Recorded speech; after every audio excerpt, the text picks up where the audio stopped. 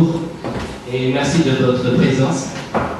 Donc aujourd'hui, nous allons parler de Georges Duhamel.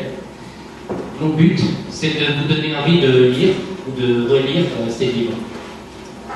Alors, pour connaître Georges Duhamel, eh bien, je vais vous lire des passages de ses livres. Alors, je m'appelle tout de suite à votre indulgence. J'ai appris à lire, j'avais 6 ans, ça fait longtemps. Alors, effectivement, nous allons voir que Georges Duhamel a une carrière effectivement d'écrivain.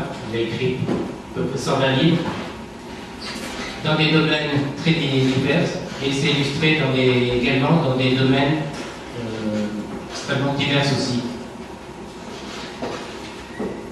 Quelques dates importantes par rapport à sa vie. Alors, je ne parle pas de sa naissance, qui était au fin du 19e. Alors, Duhamel a tout aussi bien eu le prix Nobel, enfin le prix Goncourt, pardon, au lendemain de la guerre, mais également a été académicien, a eu un rôle particulièrement important au sein de l'Académie française. Nous le verrons pourquoi. Il a également été membre de l'Académie de médecine. Il a présidé l'Alliance française, je dirais la défense en fait de la langue française. Il a également été, entre autres choses, directeur d'une maison d'édition. Également, il a été chroniqueur au Figaro et a eu un rôle effectivement très important par rapport aux événements politiques qui se passaient dans le pays à l'époque. Georges Duhamel, c'est 120 livres, donc je ne pourrai pas vous lire l'ensemble de son œuvre. Donc nous verrons quelques-unes de ses œuvres seulement, et également nous verrons quelques événements importants dans sa vie qui ont influé sur son œuvre. Je répondrai à toutes les questions.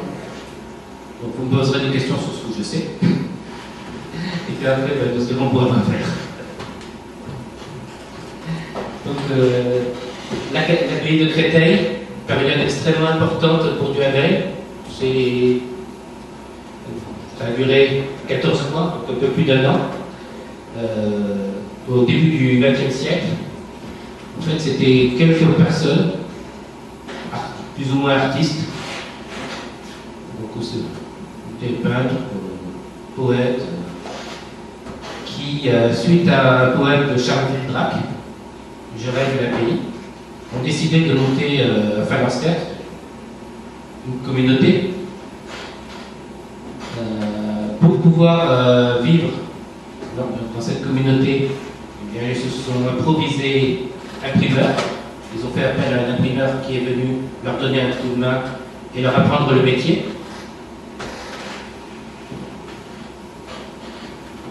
C'était effectivement des artistes. Ces artistes, en fait, se voulaient, je dirais, d'un art facilement accessible. À l'époque, l'art pictural, c'était avant tout le symbolisme qui était difficile d'accès, difficile de compréhension. Eux voulaient un art qui était compréhensible par tous. Donc, Duhamel va parler effectivement de cette période de l'abbaye dans la chronique des Passiers que nous verrons tout à l'heure, le livre Le désert de Pierre. Le fameux poème de Villdrac, Je rêve l'abbaye, ô sans abbé, je rêve l'abbaye hospitalière, à tous ces prix d'art plus ou moins crottés et déshérités. Il disait, nous aimerions mieux que des frères, elles s'aimeraient mieux que des sœurs, et nous serions tous comme des fleurs. Ça a inspiré effectivement ce groupe. Sur la photo, effectivement, on peut voir Duhamel en chemise blanche lors d'une sorte de pendaison de crémaillère. Il était plus intéressé par la jeune fille dans le public, une invitée, que par la petite représentation qui était donnée, le spectacle. À la fin d'ailleurs de cette journée, Duhamel a dédicacé un livre à cette jeune fille, la jeune fille de Juillet. Et puis, ils ont fait une bibliothèque commune le reste de leur vie. Un mot de Vildrac, personnage important dans la vie de Duhamel, natif de l'arrondissement du 5e. Vous avez peut-être lu à l'école Les lunettes du lion. Moi, c'est avec ça que j'ai appris à lire, entre autres. Vildrac était un jour allé avec l'un de ses copains voir les concerts colonnes au Jardin du Luxembourg, à 2 pas d'ici. Ils ont rencontré un garçon, c'était Georges Duhamel. Ces 2 copains ont épousé les 2 sœurs de Duhamel. Vildrac va, entre autres choses, créer la première galerie d'art en 1910, rue de Selle, toujours à quelques pas d'ici, avec sa femme Rose, sœur de Duhamel. Cette galerie d'art va tenir une vingtaine d'années. Alors Vildrac, le nom de Vildrac, vient d'un personnage de Walter Scott. Le nom a été francisé. Des exemples des œuvres des abbés. Bertolt Mann, dessinateur, nous verrons plusieurs de ses dessins lors de cette présentation. Albert Gleizes, peintre, qui va avoir un énorme succès grâce au cubisme dans les années qui vont suivre. Henri Doucet, un peintre de la jeune fille de Juillet, devenue Blanche Alban de son nom d'actrice, Blanche Duhamel dans le civil. Pour ceux qui sont intéressés, ce tableau de Gleizes sera en vente aux enchères d'ici quelques jours. Revenons à la littérature. La période de la Première Guerre.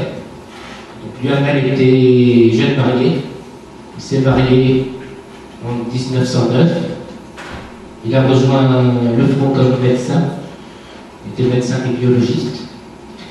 Et là, il va voir des choses. C'est la guerre. À l'époque, c'était il y a 100 ans, le cinéma était tout neuf. Et au départ, on ne pensait pas que l'on pouvait faire de la fiction avec le cinéma. Et les informations, les reportages que l'on voyait montraient des soldats qui étaient tout contents de revenir au front, après leur permission, retrouver leurs copains. C'était pas ça. Duhamel a vraiment voulu peindre les choses.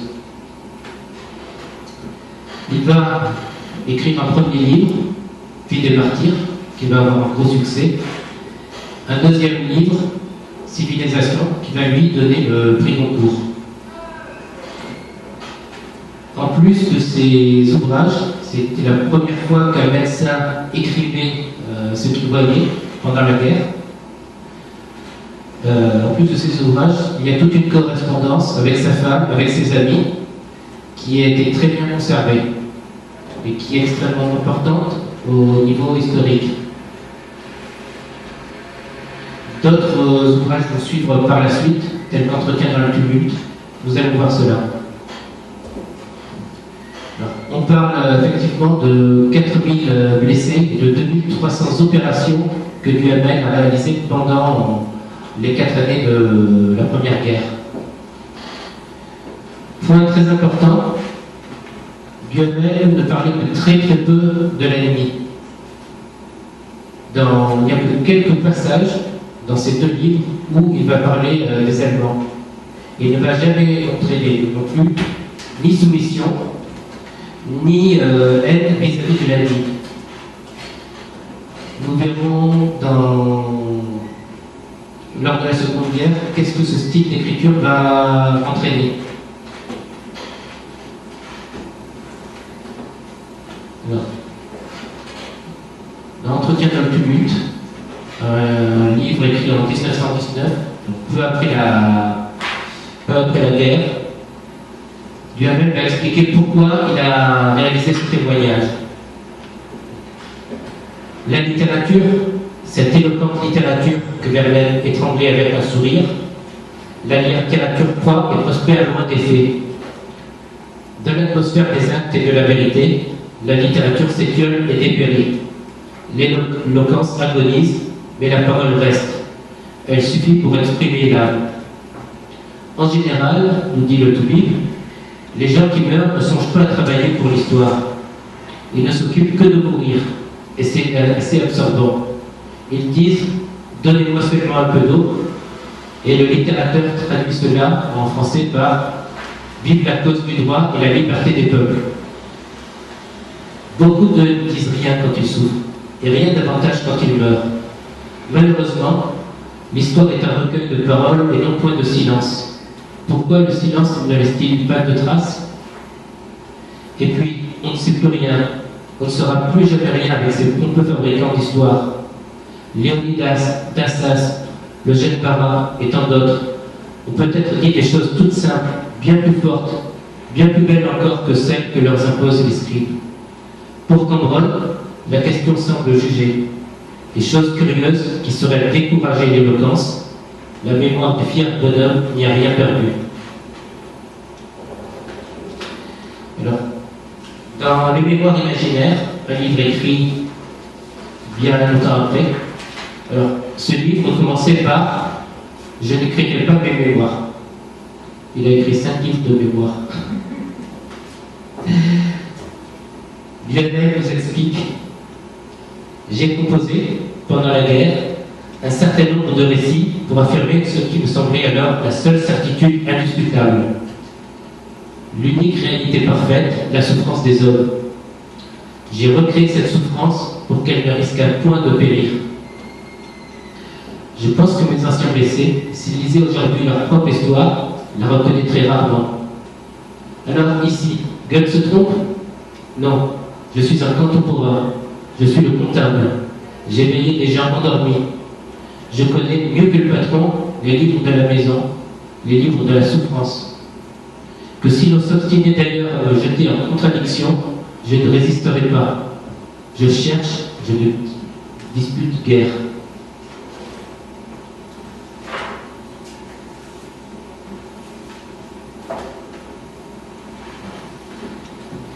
La Pesée des âmes, livre également de souvenirs, le 4e de ces 5 livres.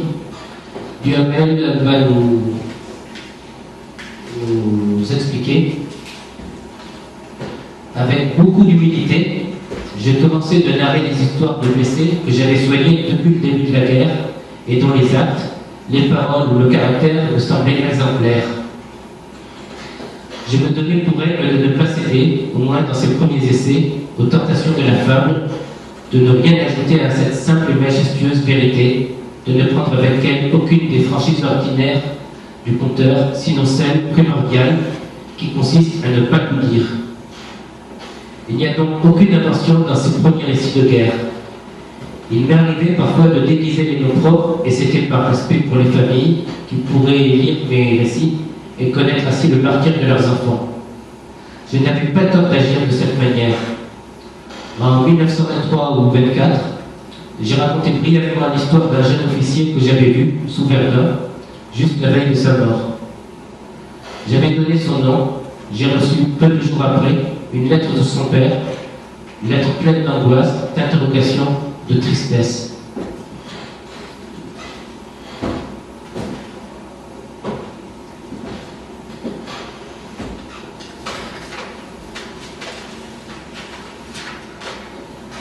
Le passage de la vie des martyrs.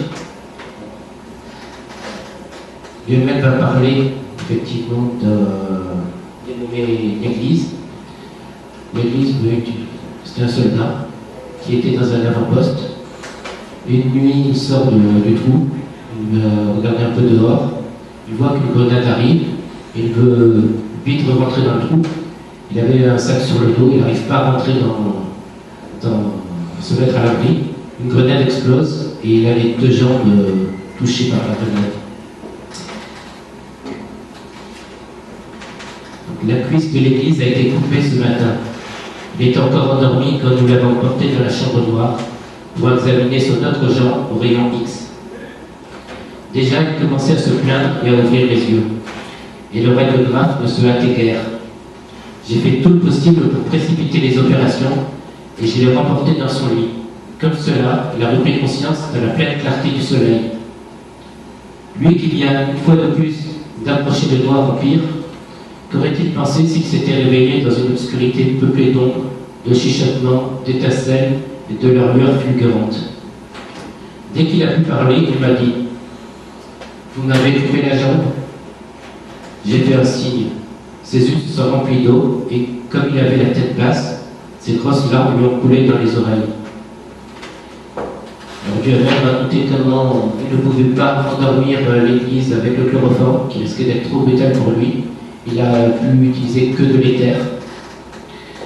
Il a raconté comment l'église a été soignée et comment il était le plus heureux des blessés lorsqu'il a repris le train pour rentrer chez lui. Dans Civilisation, là, le lecteur va prendre plus de recul par rapport à la scène.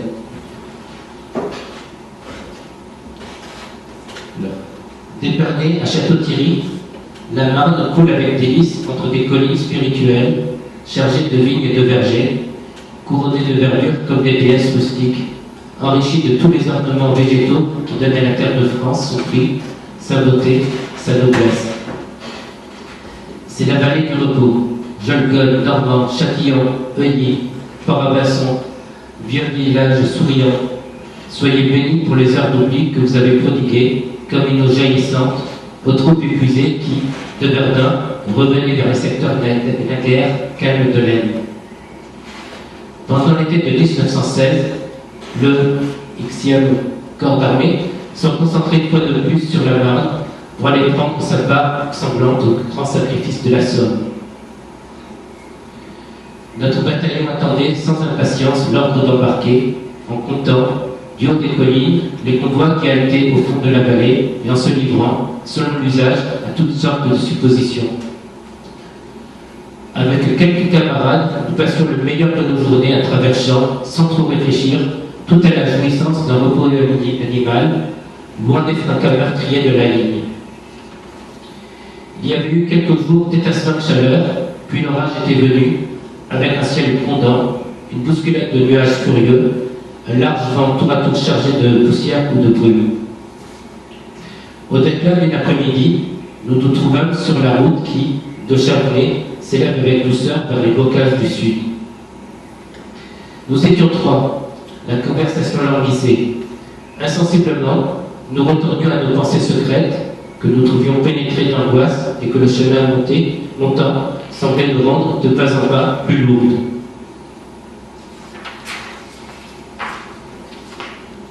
Asseyez-nous sur ce talus, dit une voix molle. Sans avoir pris peine de répondre, nous nous trouvâmes soudain couchés dans les touffes d'argentine. Nous les arrachions d'une main distraite, comme des gens qui occupent leurs muscles, afin de songer d'une âme plus libre. Une petite vigne commençait à nos pieds et gagnait, en deux bonds gracieux, un pli de terrain rayonnant de fraîcheur et d'herbe humide. C'était une belle petite vigne champenoise, nette, gonflée de sucre, soignée comme une chose sainte, divine. Pas d'herbe folle, rien que des sèves trapues et la terre, cette terre opulente que les pluies emportent et que, chaque saison, les paysans remontent par pleines côtes sur leur dos jusqu'au sommet des côtes. D'entre ces verdures harmonieuses, nous vîmes, tout haut à coup, surgir une vieille femme maigre, au teint corrodé, à la chevelure blanche en désordre. D'une main, elle tenait un seau plein de cendres et jetait, de l'autre, cette poussière à poignée sur les pieds de vigne.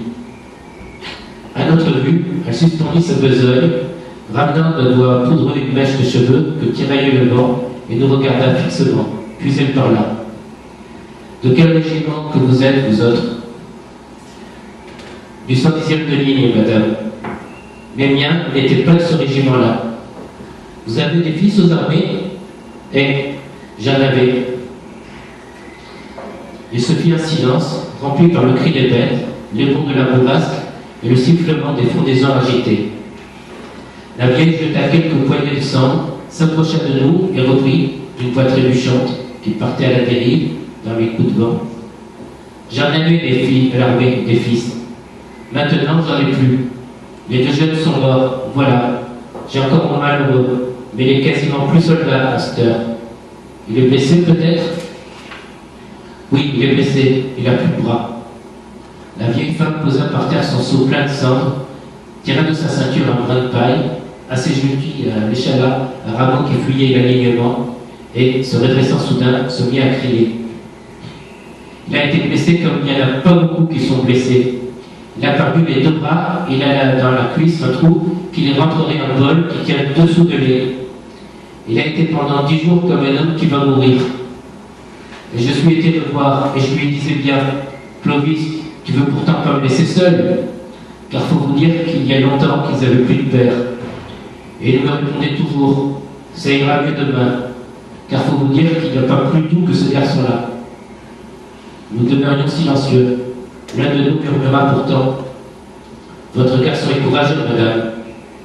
La vieille, qui regardait sa vigne, ramena sur nous ses yeux décolorés et dit brusquement, courageux, manquerait plus que ça que mes garçons ne soient pas courageux. Elle eut comme un rire d'orgueil, un rire étranglé, tout de suite emporté par le vent, puis elle parut rêver. Mon malheureux, il trouvera bien quand même à se marier, parce que, je vous le dis, il n'y a pas plus doux que ce garçon-là. Mais les deux jeunes, les deux petits, c'est trop d'un coup. Non, c'est trop. Nous ne trouvons rien à dire. Il n'y avait rien à dire. Cheveux au vent, la vieille se reprenait à jeter de la cendre, comme une semeuse funèbre. Elle avait les lèvres serrées, et toute sa figure exprimait un mélange de désespoir, d'égarement, d'obstination. Que faites-vous donc là, madame? Demandai-je, un peu au hasard. Je mets la cendre, vous voyez, c'est l'étang, avec le sulfate, c'est l'étang. Jamais je n'arriverai, c'est trop de choses à faire, trop de choses. Nous nous étions levés, comme honteux de distraire à sa tâche cette travailleuse. D'un même élan, nous nous découvrîmes pour la saluer.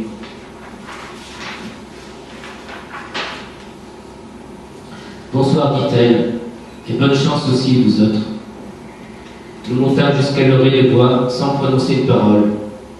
Là, nous nous retournâmes pour contempler la vallée.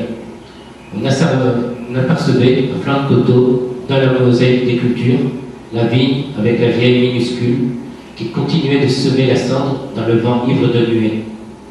Le doux pays gardait, sous le ciel d'orage, une figure de pureté et de résignation. De place en place, d'humbles villages radieux étaient enchâssés dans les terres comme des pierreries bariolées. Et, à même les champs parés pour les travaux de l'outre, on apercevait de petits points lentement mobiles. Un peuple de vieillards était aux prises avec la terre.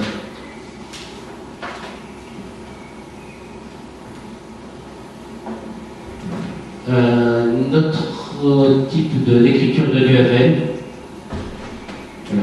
là, dans un recueil de poèmes élégiques qui est sorti juste après-guerre, la ballade de Florentin Ier. Il a résisté pendant 20 longs jours, et sa mère était à côté de lui. Il a résisté, Florentin Ier, car sa mère ne veut pas qu'il meure. Dès qu'elle a connu qu'il était blessé, elle est venue du fond de la vieille province. Elle a traversé le pays tonnant, où l'immense armée grouille dans la boue.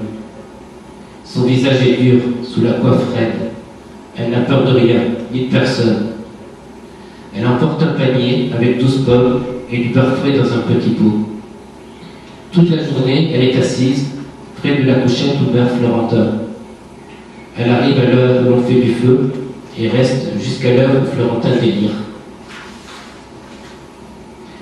Elle sort un peu quand on dit « sortez » et qu'on va penser la pauvre poitrine. Elle resterait s'il fallait rester. Elle est femme à voir la plaie de son fils. Ne lui faut-il pas entendre les cris pendant qu'elle attend, les souliers dans l'eau? Elle est près du lit, comme un chien de garde, on ne la voit plus ni manger ni boire. Florentin non plus ne sait plus manger, le beurre jaunit dans son petit pot. Ses mains tourmentées comme des racines étreignent la main maigre de son fils. Elle contemple avec obstination le visage blanc où la sueur ruisselle. Elle voit le cou tout en vieux de corde, où l'air, en passant, fait un bruit mouillé.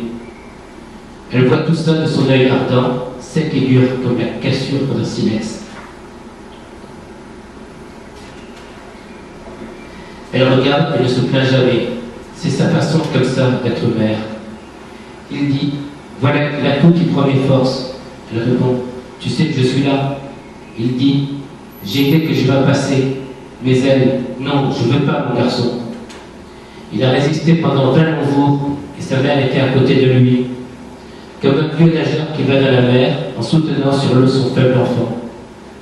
Or, un matin, comme elle était si lasse de ces 20 nuits passées on ne sait où, elle a laissé aller un peu sa tête, elle a dormi un tout petit moment. Et Florentin Prunier est mort bien vite et sans bruit pour ne pas la réveiller.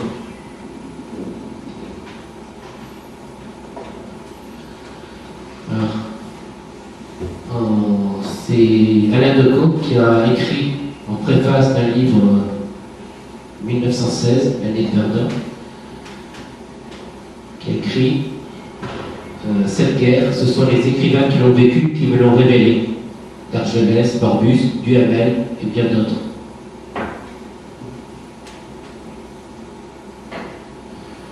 Passons à des choses plus rigolotes, les plaisirs et les jeux. Duhamel a goûté aux joies de la paternité. Son premier fils est né 9 mois après une permission, effectivement, en 1917. Son deuxième fils est né 9 mois après l'armistice. Et il a écrit ce qu'il ressentait effectivement du fait d'être devenu père et ses observations.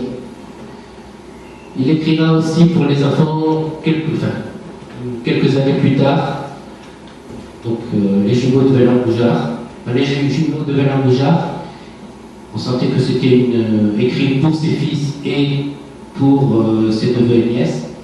Donc il poussait déjà un cri d'alarme contre l'uniformité de l'individu. Dans les plaisirs et les jeux,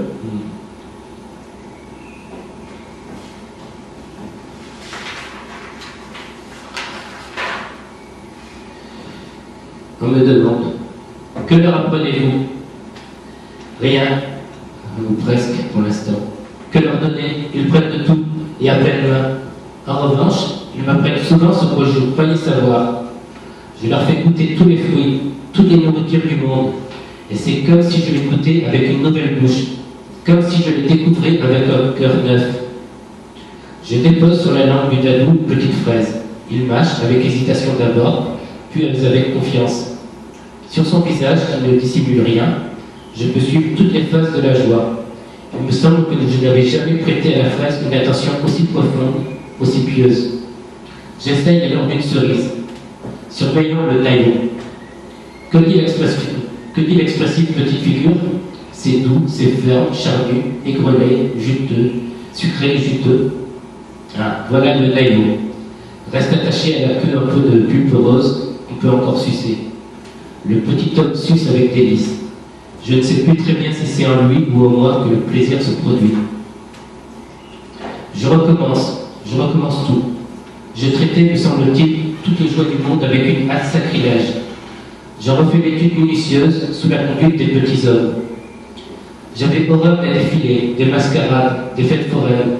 Tout cela maintenant m'intéresse, c'est-à-dire les intéresse. Chaque fois que Blanche donne au cul une cuillerée de bouillie, elle esquisse un léger mouvement des lèvres. Elle goûte par la pensée tout ce qu'elle leur donne. Quand elle les allaitait, elle faisait aussi cette petite moue. Douleur? Non, sympathie. J'ai oublié presque tout du grec et beaucoup du latin. Je n'ai jamais su l'allemand.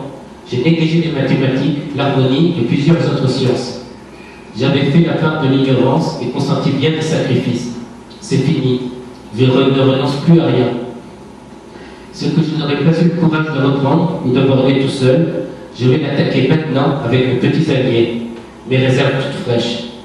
Je compte bien me remettre au grec et au latin, travailler un peu l'allemand par-dessus leur épaule, les suivre pas à pas dans l'étude de l'harmonie et me trouver dans l'obligation de leur expliquer leurs problèmes. Le bon maître tire profit des leçons qu'il donne.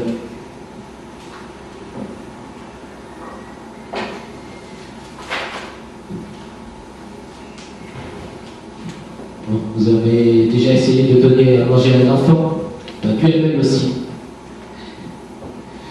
Quand c'est raconté par un écrivain, ça devient vraiment rigolo.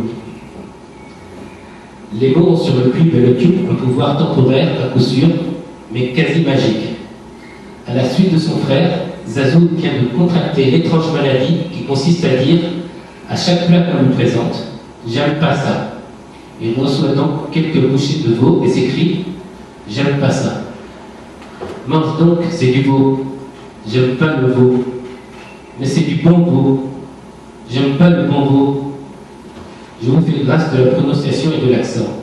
Il faudrait des notes, de la musique, des instruments inconnus, 1000 choses qui n'existent pas dans le meilleur des orchestres. Maman intervient, prend la sieste, ajoute un peu de jus, coupe les trop gros morceaux, émiette du pain et replace le tout sur la petite table. J'aime pas le veau. Ce n'est pas du veau, c'est du chien. Ah bon? Et il mange. Il a bon appétit. Il est satisfait.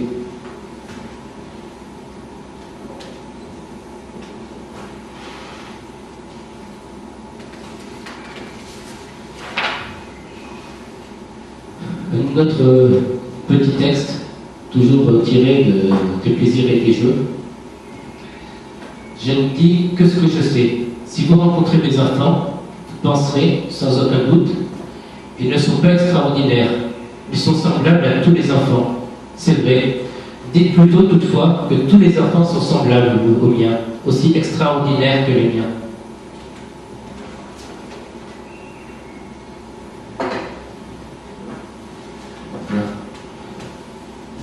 Duhamel avait commencé l'écriture du personnage de Saladin avant-guerre.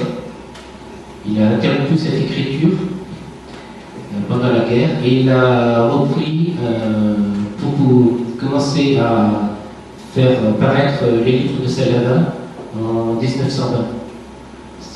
Saladin, c'est un roman fleuve en 5 volumes, l'un des premiers anti-héros de la littérature française.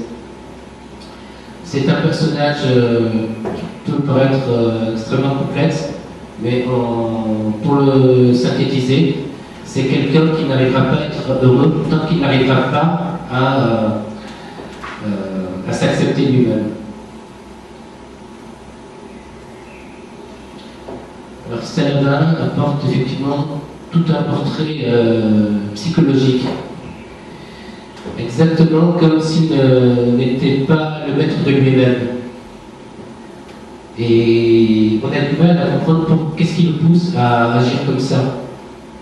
Et en fait, on va se rendre compte qu'on n'aimerait pas ressembler à Saladin. Et pourtant, on a tous plus ou moins des similitudes avec Saladin. Donc Saladin vraiment incarne celui qu'on ne veut pas devenir, qu'on ne veut pas être. Et en même temps, ce qui est très drôle, c'est qu'on arrive à s'attacher à ce personnage.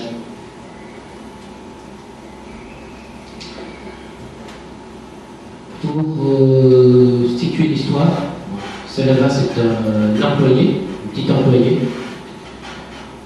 Un jour,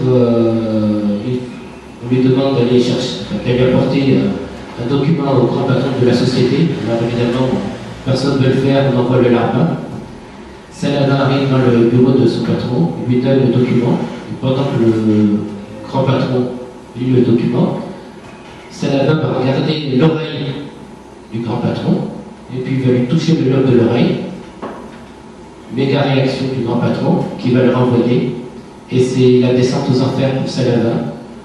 Enfer, il était déjà en enfer. Il est dans une dérive totale. C'est quelqu'un qui vit avec sa mère, qui va avoir vraiment la petite vie.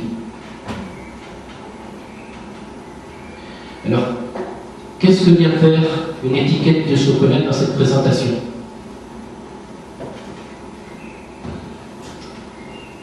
Avec marqué Cuisine du Luxembourg.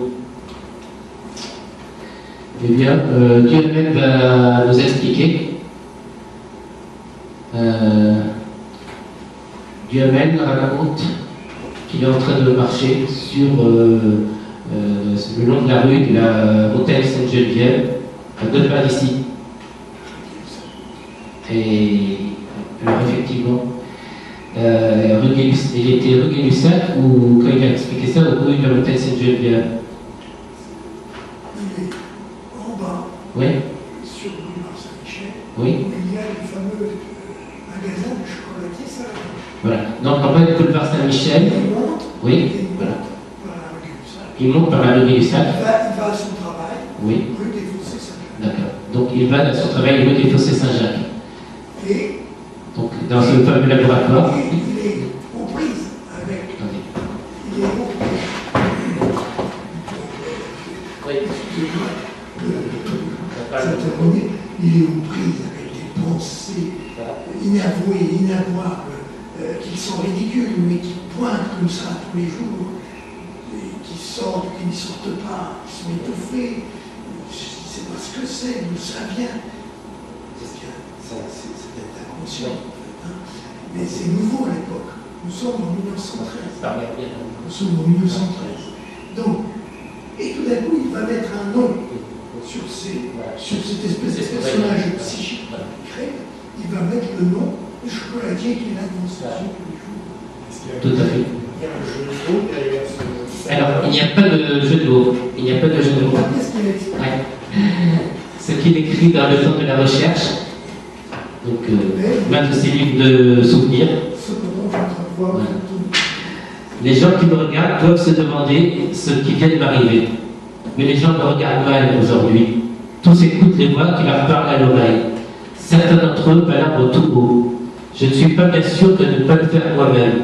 Cependant, j'entrevois au fronton d'une boutique Salavin. Ce nom va s'appliquer petit à petit sur le rythme de mes pas. Salavin, Salavin.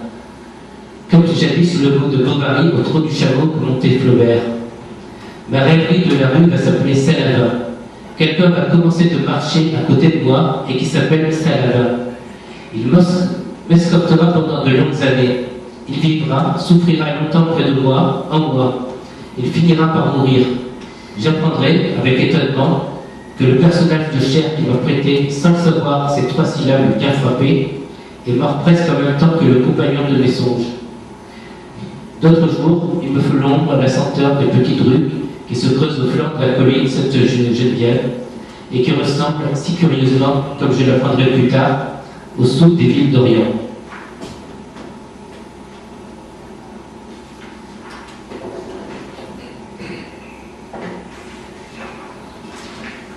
Ici, nous avons une représentation de Salavin avec Duhamel, faite par Bertelsmann, l'un des abbés. Dans Vie et mort d'un héros de roman, Duhamel nous dit « La figure inventée par Mann ne ressemblait pas, ne pouvait exactement ressembler à la figure que j'avais entrevue dès l'abord. Mais la conviction de l'artiste était si forte et si juste qu'un moment est venu où Salavin s'est mis à ressembler à son portrait. Aujourd'hui, l'identification est complète. C'est l'image de Bertelsmann qui règne dans mon esprit. » À gauche, c'est Duhamel. Et à droite, c'est ça, imaginaire. Alors, un texte donc, tiré directement du premier des 5 ouvrages de Salavin. Salavin nous parle. J'habite avec ma mère. Je m'aperçois que vous ne savez rien. Il faut que je vous explique tout, que je vous raconte tout. C'est insupportable. Quand on parle de soi, on n'a jamais fini. Ma mère est veuve. Mon père est mort alors que j'étais encore dans la première enfance, si bien que je ne connais presque rien de lui. Entendez que j'ai très peu de souvenirs absolument personnels. À part cela, ma mère m'a raconté 400 ou 500 fois certaines histoires de mon père, en sorte que ces histoires font partie intégrante de ma mémoire et que je dois accomplir un réel effort pour distinguer ces souvenirs-là de mes souvenirs à moi. Mais nous parlerons de mon père et de notre foi. Nous avons toujours habité notre logement de la rue du Pot de Fer, 3 pièces et une cuisine au 4e étage. J'ai ce logement en horreur, et pourtant, je ne suis bien que là. La rue du Pot de Fer qui donne sur la rue Mouffetard, quelque part ici. Et aujourd'hui, le prix du mètre carré est à 12 000 €, À l'époque, c'était un quartier ouvrier.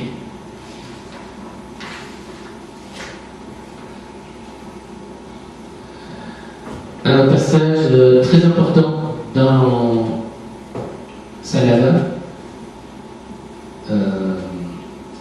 Saladin va voir un ami et puis va, pour des raisons plus que futiles, même on peut dire sans raison, il va rejeter pratiquement le seul ami qu'il avait, qui était un véritable ami, quelqu'un qui l'avait beaucoup aidé. Il va le rejeter. Il va être très dur avec lui. Et ce texte est juste après la rupture. Il arriva rue du Pot de Fer à la chute du jour.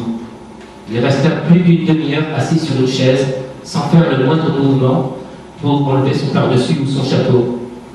Il s'est résolu enfin et gagna sa chambre.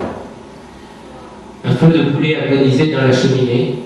Il y jeta quelques pelletées de charbon et des morceaux de bois, des papiers, ce qui lui tombait sous la main. Puis il se prit à grelotter en contemplant la flamme. Il faisait maintenant nuit complète. De la nuit montaient des bruits indécis, des cris d'enfants et, parfois, un roulement de voiture. La maison semblait engourdie. Le silence dans la chambre devint si touffu que Saladin remua les bras comme pour l'empêcher de s'épaissir. Un bruit de planche crépita sous la morsure du feu. Saladin tressaillit, mais ressentit un bref soulagement. Nouveau silence, nouvelle agonie. Alors Saladin passa dans la salle à manger et regarda la vieille pendule frissonne, arrêtée depuis plusieurs semaines. Il essaya de la remettre en marche, à tâtons, rien que pour entendre un peu de bruit, rien que pour sentir auprès de soi cette palpitation mécanique, ne fût-ce qu'un instant, la pendule partit en boitillant. Il regagna sa chambre et alluma la petite lampe en forme d'œuf, accompagnée de tant de lecture. Puis il tourna le dos, car la clarté lui faisait mal. Il tomba dans une rêverie confuse. Sous un ciel d'ocre, un fleuve débordé roulait à gros bouillon. La cime des arbres émergeait de l'eau et des serpents, réfugiés par paquets dans des ramures, sifflaient comme des oiseaux. Où ai-je vu cela? Est-ce dans un livre? Est-ce dans une autre vie? Un peu plus tard, il eut devant les yeux l'image de sa première victime, une mouche à laquelle, jadis, il avait arraché les ailes et qui lui courait sur les doigts, petit monstre muet, ahuri. Il fit un geste comme pour chasser la bête. Oh, qu'elle s'envole, qu'elle s'envole! Une voix nette, perlée, appela dans l'ombre. Étienne Pequet, Étienne Pequet! C'était le nom d'un camarade d'école, un garçonnet tout pâle que Saladin avait chiffré dans un coin et qu'il avait si bien oublié depuis près de 30 ans. Qu'est-ce qui me sort du fond de l'âme? Arrière, laissez-moi.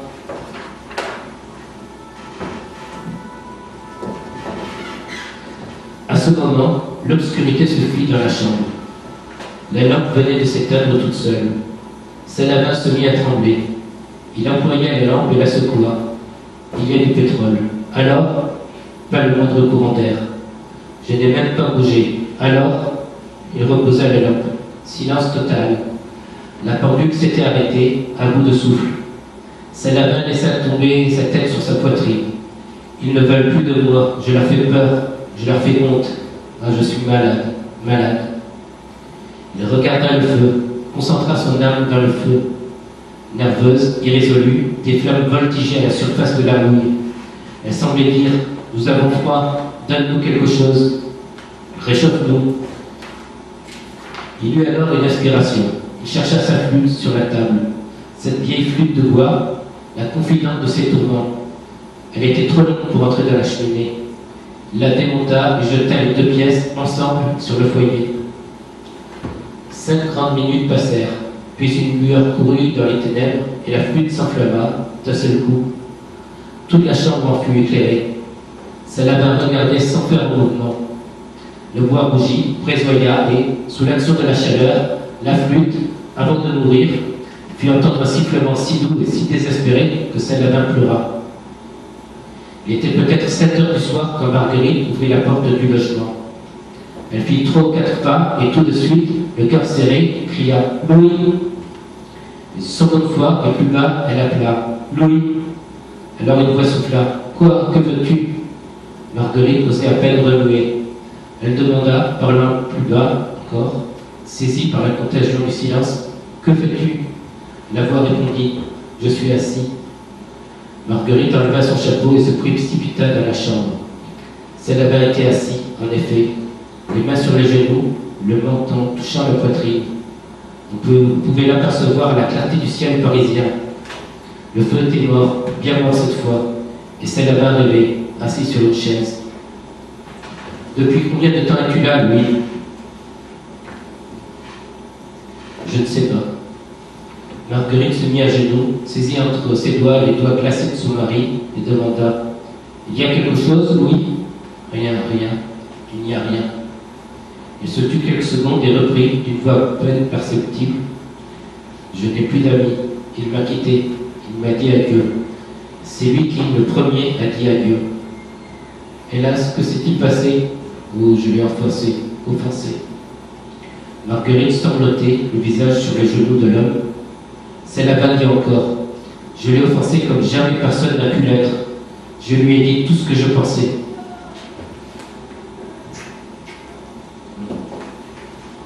Salavin a été adapté au cinéma, donc, par Pierre Cagné-Defer en 1964. J'ai juste lu le synopsis et visiblement il s'agit d'une version, une adaptation très libre. Duhamel va avoir énormément de succès dans l'écriture. Après guerre, effectivement, il abandonnera son métier de chercheur, son métier aussi de médecin, pour se consacrer à l'écriture.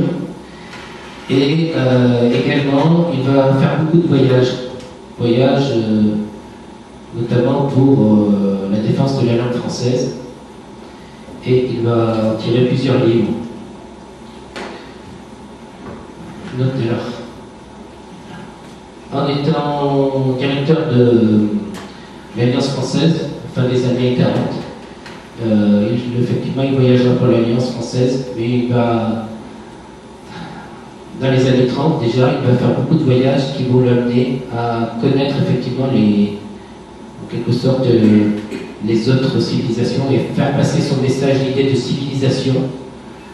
Alors, si l'on reprend les dernières lignes de son ouvrage Civilisation, celui sorti en 18 qui lui a donné le prix Goncourt, la civilisation n'est pas dans toute cette pacotille terrible. Et si elle n'est pas dans le cœur de l'homme, eh bien, elle n'est nulle part. Duhamel s'opposait à tout ce qui était machinisme. Il avait horreur de machines. Et Duhamel va beaucoup parler de tout ce qui l'aura frappé, tout ce qui lui aura marqué, tout ce qui aura remarqué aussi, je dirais dans les pays, on va dire, voisins. En particulier, un voyage aux États-Unis, d'où il écrira le livre Scènes de la vie future. En anglais, ce titre a été traduit par America the Menace. 1. Voici les environs d'une ville. Ce n'est pas une très grande ville. De loin, on en aperçoit les affreuses bicoques et, dominant le tout, l'unique building qui, dans le paysage, joue vaguement le clocher d'église. Mais quel est ce funèbre spectacle? Une large et longue fondrière, pleine de vieilles autos brisées, rouées, déchiquetées, fourbues. Elles sont plusieurs centaines, de toutes formes, de toutes marques. On les a conduits ici comme des carcans réformés, dont le cuir et les tripes n'auraient même plus de valeur. On les a basculés dans la fosse au milieu d'un nuage de poussière. C'est le charnier des autos, le cimetière de la ferraille. Oui, là-bas, de l'autre côté des mers, il y a de vieux pays pauvres où l'on ramasse les ressorts de fauteuils et les seaux hygiéniques percés pour les revendre aux marchands de riz blanc qui les reportent à la Syrie, qui les remet au Faubourg Martin. Quelle économie visible! Comme c'est curieux, comme c'est drôle. Ici, nous sommes dans la riche Amérique, où l'on use beaucoup d'autos pour pouvoir en vendre beaucoup, en fabriquer beaucoup. Nous sommes dans ce grand pays qui ne produit pas pour jouir avec mesure et raison, mais qui jouit comme on s'acquitte avec fièvre, avec égarement, pour pouvoir produire un peu plus. Effectivement, l'Europe était, je dirais, sortie de la guerre. Il voyait la société américaine et il a inventé le terme société de consommation. Un académicien a le droit d'inventer des termes. Il n'était pas encore académicien.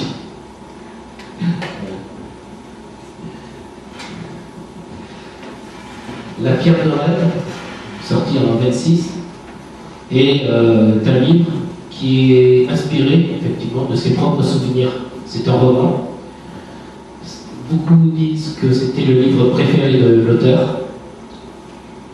L'action se passe dans le quartier latin. Alors c'est un livre qui est intéressant à plusieurs titres, notamment par le fait que c'est dans ce livre que l'on va se rendre compte que les personnages de Duhamel, je dirais, ont toujours le même caractère. Et si vous voulez avoir un vrai personnage par rapport au personnage fictif de Duhamel, on peut superposer plusieurs personnages. En fait, dans ce livre, Duhamel raconte qu'il a, au début de ses études, rencontré une jeune fille, et puis il a rencontré une autre, dont il tombe vraiment amoureux. Et la première jeune fille qui s'intéressait à lui, il va la renier, et il va arriver des aventures. Il va se rendre compte par la suite que c'était de cette première fille dont il était amoureux, pas de la seconde. Si vous regardez bien, vous vous rendez compte que la première jeune fille, Anne, et la seconde, Daria, les deux portraits peuvent se superposer et vous pouvez avoir le portrait d'un même personnage. Également, dans ce livre, vous allez vous rendre compte de plusieurs choses. Le narrateur, Antoine Rességuier, va avoir un voisin de chambre, la chambre d'à côté, un petit vieux. En fait, cette personne, c'est la personne qui ne voulait pas devenir. Donc, j'ai cru avoir dit que toute l'action d'ailleurs de ce livre se passe dans le quartier latin, dans les rues autour. Le livre commence. L'odeur du monde, elle n'est plus ce qu'elle était autrefois. Pour être précis, c'est pendant l'année 1903 que s'est produit le grand changement. J'ai parfois la faiblesse d'aborder cette question avec certains de mes amis, hommes instruits et délicats, fort propres à juger d'un cigare ou d'un vin. Sans doute, disent-ils, l'odeur du monde. Mais pensez que l'automobile et l'industrie n'ont rien à voir dans l'affaire. J'habite la Ferté-Milon. C'est une bourgade agricole que l'industrie n'a pas encore trop défigurée. L'odeur du monde, on la respire à la Ferté-Milon comme partout. Quand je parcours les routes du plateau, en avril, j'aime d'arrêter ma voiture à quelques carrefours pour savourer la solitude. Le soleil, délivré des nuées à l'espace d'une minute, lance un chaud coup de langue sur les emblavures et chaque brin d'herbe, aussitôt, donne son parfum. D'autres fois, je traverse un automne d'un canton forestier et c'est comme si je marchais à 7 dans l'intérieur d'un grand champignon vermoulu. D'autres fois encore, j'entre chez des paysans qui cuisent leur pain, où je regarde un berger qui fait brûler des plantes mortes, où je vais à l'aube m'asseoir pour pêcher parmi les salicaires et les prênes. Toutes ces odeurs, mêlées dans mon souvenir, voilà ce que j'appelle l'odeur du monde. Nous la croyons éternelle, immuable, nous nous trompons. Je ne dis point que, depuis 1903, le monde est perdu de son odeur. Je dis qu'il en a changé, comme ces belles dames capricieuses qui abandonnent une autre toilette pour en essayer une nouvelle. Et pourtant, l'ancienne odeur n'est pas morte. On la dirait exilée, elle revient parfois, furtive, insaisissable. Elle traverse ma vie comme ces douleurs qui vous percent les côtes et qui sont déjà passées quand on s'avise d'en souffrir. Hier, j'étais dans mon jardin, au bord de l'Ourcq. Ma voisine m'a ailé par-dessus la clôture. Monsieur Rességuier, voulez-vous sentir mes iris? Je suis allé sentir mes iris. Comme je l'avais le nez dans le bouquet, l'excellente dame m'a dit « Qu'avez-vous, vous n'êtes pas bien ?» J'ai répondu « Parfaitement bien. » Pouvais-je expliquer cette chose étonnante? Pendant une seconde, les iris en sentit comme ils sentaient jadis. Ça n'a duré qu'une seconde. Après quoi, les iris ont repris sagement leur odeur normale, celle de 1924, mettons celle du XXe siècle. À Paris même, où je vais souvent, je constate que la vieille odeur n'a pas été totalement expulsée des choses. Parfois, elle s'échappe d'une boutique et me saute au visage. Aussitôt, je m'arrête, j'ouvre toutes grandes les narines. C'est fini. De nouveau, le monde est ce qu'il est, rien de plus. Parfois, je feuillette un livre sur les quais et, d'entre deux lignes, coule une mince odeur qui est exactement l'ancienne odeur du monde. J'achète ce livre, je l'emporte chez moi, je le flaire, inutile. Il sent le vieux bouquin, c'est tout. Je ne suis pas plus entêté que de raison et ne perds pas ma vie à pourchasser des fantômes. J'aime assez le monde tel que le voici, mais je regrette l'ancienne odeur, ce qui prouve bien, n'est-ce pas, que mon cœur n'a pas vieilli.